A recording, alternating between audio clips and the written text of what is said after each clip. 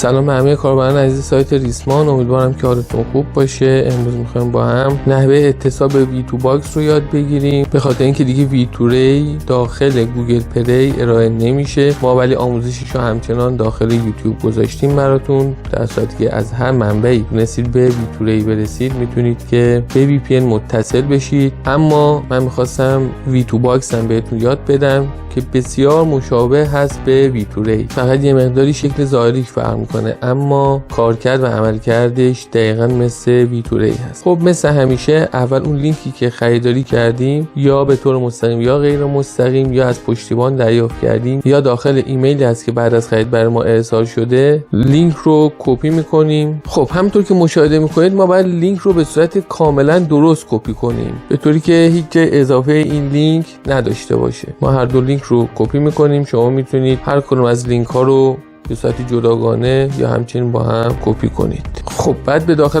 برنامه بریم که هنوز نصبش نکردیم. روی گزینه اینستال کلیک کردم، دیدید که اپ نصب شد. اپ رو باز میکنم، گزینه الاو رو میزنم. خب اینجا ما باید لینک رو کانفیگز کنیم و نه پیست. روی گزینه کانفیگز کلیک کردم، وارد چنین صفحه‌ای میشید. روی علامت مثبت بالای صفحه کلیک میکنیم و گزینه import V2Ray URI from clipboard رو میزنیم. همونطور که میبینید دو لینک برای ما اینجا اضافه شده. هر کدوم از این لینک ها رو که بخوام به طور دلخواه انتخاب میکنم. لینک اول، لینک دوم، هر کدوم که بخوام به صورت دلخواه میتونیم انتخاب کنیم و بعد گزینه کانکت رو میزنیم. بعد از اینکه اوکی رو زدیم، همچنان که مشاهده میکنید به VPN متصل شدیم. خب برای تست میخوایم سایت نظام وظیفه رو باز کنیم. سایت نظام وظیفه برای کاربران خارج از کشور در دسترس نیست مگر اینکه به IP ایران متصل شده باشه. کلیک میکنیم روی این گزینه. همونطور که مشاهده میکنید میبینیم سایت باز شد. حتی میتونیم به سامانه سخام مراجعه بکنیم و همونطور که میبینید سایت باز میشه. دوستان دقت بکنید، اگر به هر طریقی نتونستید داخل گوگل پلی